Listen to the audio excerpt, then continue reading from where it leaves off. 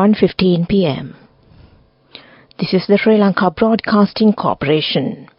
The news edited by Catherine Pereira and read by Geethanjali Ramanayaka. The headlines.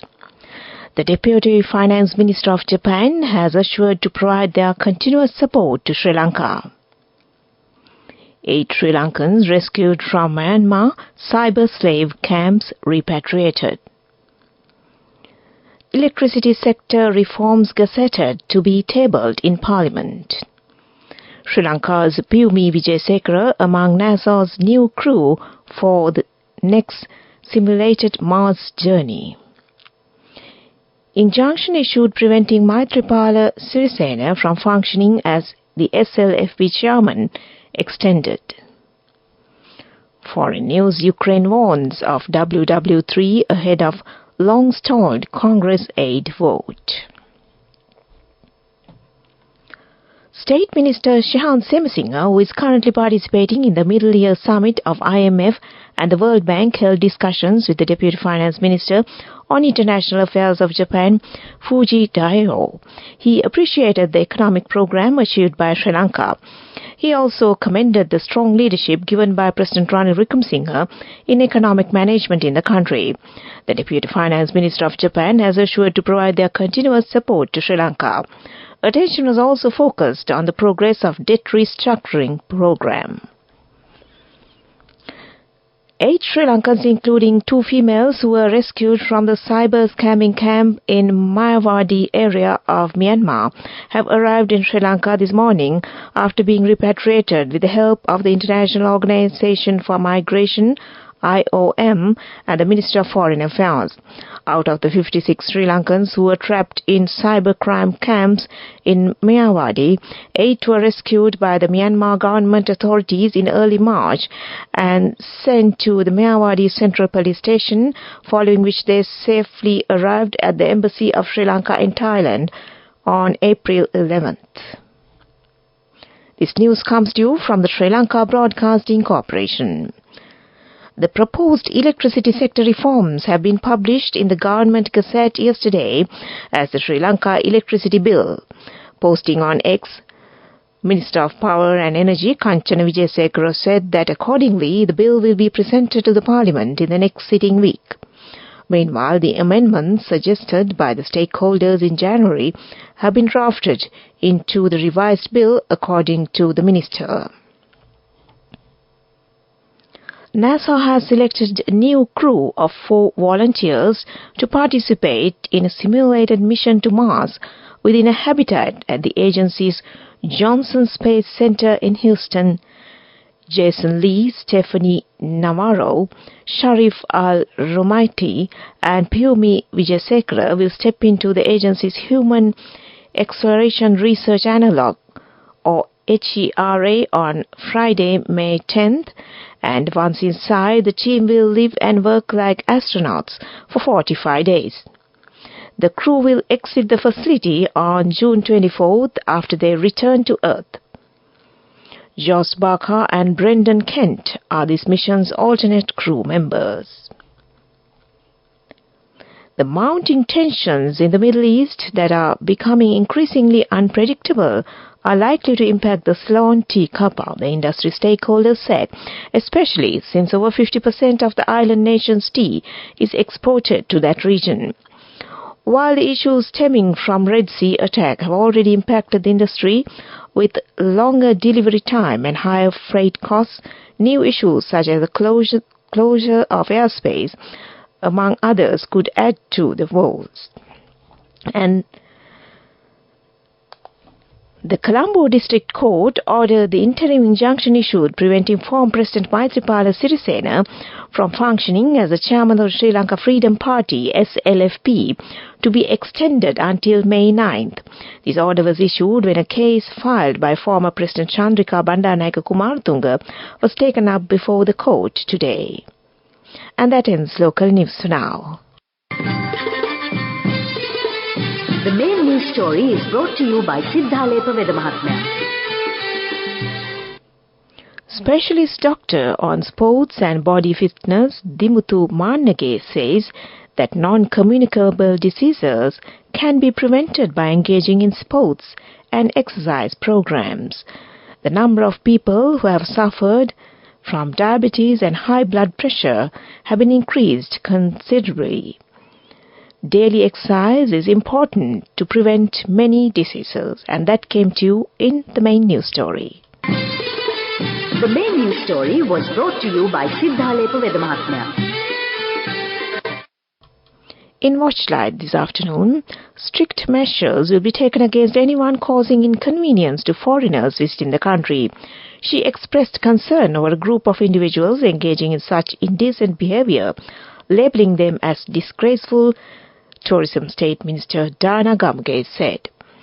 These individuals show no respect towards foreigners. Their actions pose a threat to our country's reputation and cannot be tolerated, she stated.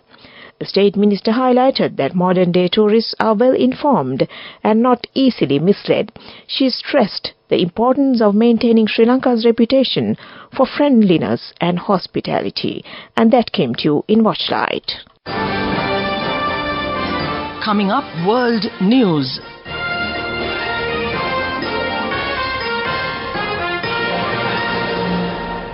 Headlines first. Ukraine warns of WW3 ahead of long-stalled Congress aid vote. Israel's war on Gaza, UNRWA warns. Dehumanization rampant in Gaza war. And Hezbollah launches missiles and drones at northern Israel.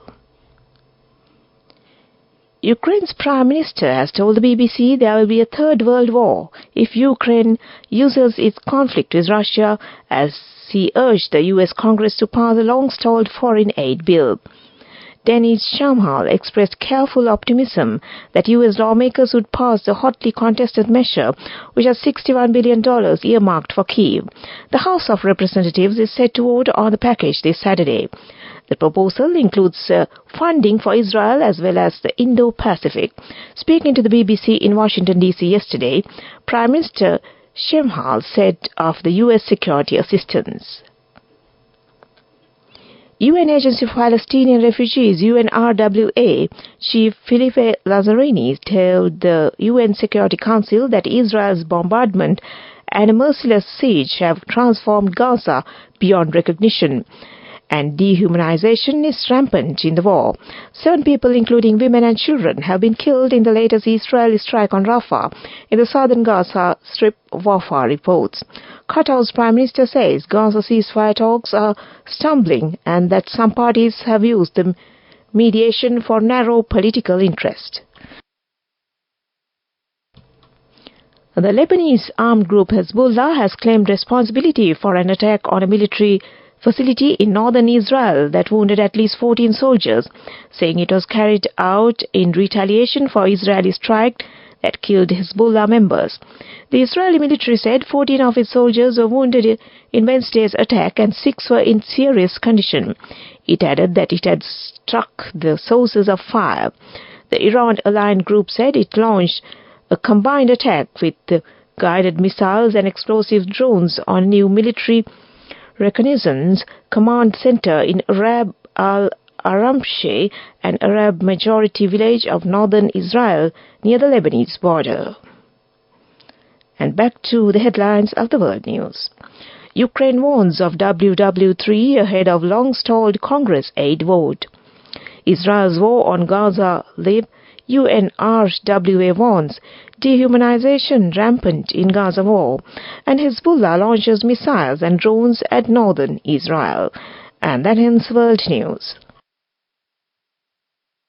On to development news. The Central Province Tourism Department has planned to develop the Kadugannava city, which is the main access to the Central Province and the surrounding areas, into an attractive tourism zone. And that was development news. Moving on with sports news. Lakruan Bandara has won the championship tournament of the bodybuilding contest which was held in Melbourne in Australia. The tournament has been organized by the International Federation of the Bodybuilding.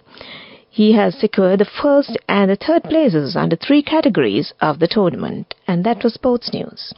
Go ekak thiyana youth eකට life එකේ change එකට නියමෙට set වෙන්න ඇස් වහගෙන දැකපු හින හැබැ කරන්න youth එකට නියමෙට set වෙන්න friendship එක මෙන්න.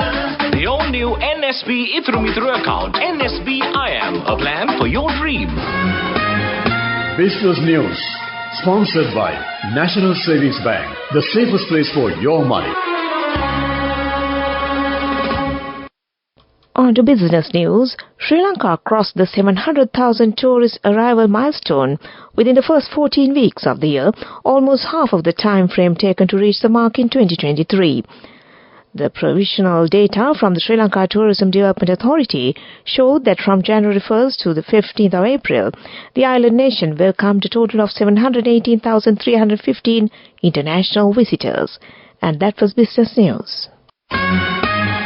Business News, sponsored by National Savings Bank, the safest place for your money. Go ekak thiyana youth එකට life එකේ change එකට නියමෙට set වෙන්න ඇස් වහගෙන දැකපු හින හැබැ කරන්න youth එකට නියමෙට set වෙන්න friendship එක මෙන්න. The all new NSB Ithru Mithru account, NSB IM, a plan for your dream. Now in economic news, consumers say that although the prices of vegetables have declined in the Dambulla Economic Centre, the prices of vegetables at the Peta and other areas have not been declined considerably. It has been reported that the price of a kilo of tomato is at 15 rupees. A kilo of beans is at 40 rupees. And that was economic news. Weather report. And in the weather report, showers or thundershowers will occur at several places in the western and Sabragamo provinces and in the Galle and Mathura district after 2 p.m. Showers or thundershowers may occur at a few places in the north central, central and northwestern provinces and in the Mannar district during the afternoon or night. Misty conditions can be expected at some places in the western, Sabragamo and central provinces and in the Galle and Mathura districts during the morning. That was the weather report. And prior to concluding this news broadcast, the headlines once again. The Deputy Finance Minister of Japan has assured to provide their continuous support to Sri Lanka. 8 Sri Lankans rescued from Myanmar's cyber slave camps repatriated. Electricity sector reforms gazetted to be tabled in Parliament. Sri Lanka's Pumi Vijayasekara among NASA's new crew for next simulated Mars journey. Injunction issued preventing Maithripala Sirisena from functioning as the SLFP chairman extended. Foreign news, Ukraine warns of WW3 ahead of long-stalled Congress aid vote. With that, we end this news broadcast from the Sri Lanka Broadcasting Corporation, and it's over to Heshma on the other side to continue with the rest of the programs this Thursday afternoon. Over to you, Heshma.